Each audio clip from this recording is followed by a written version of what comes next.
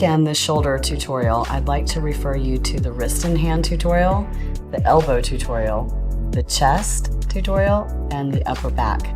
You'll want to incorporate that with your shoulder program. We're going to begin by prepping the shoulder. The little claws are perfect for just getting into that surface fascia. So I like to just rest the arm on my thigh and just go ahead and go into the deltoid. Now remember, it comes around like this, so we want to get all around it. Now when we think of shoulder, you probably think of the top part of the shoulder, but I like to think a little bit more about the attachments on the inside. We're going to go ahead and prep the deeper tendons of the tricep as well as the lat, which ties in underneath the arm.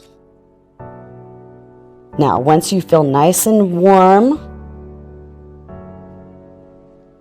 then we're going to grab blaster with the larger claws and we'll go into the myofascial tissue. For the shoulder, I like to use the Mini 2, but you can use any blaster that has the original size claws.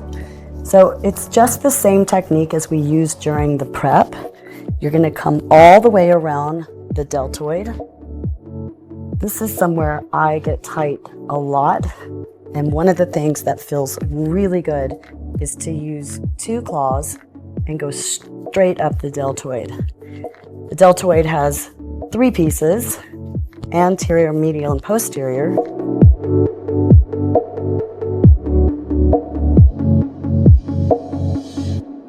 Then you'll also want to incorporate the tricep tendons.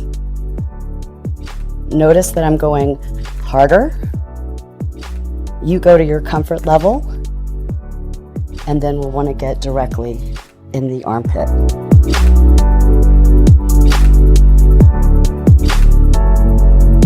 And remember, this is a tutorial, so you're going to probably want to go a little longer than what I'm doing. We recommend 2 to 5 minutes per area.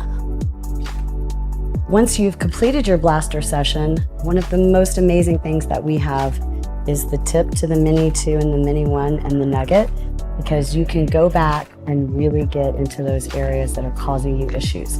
So when you were body scanning during your fascia blasting session, you're going to want to go back to the areas that felt the tightest, and you're going to incorporate the poke and wiggle technique.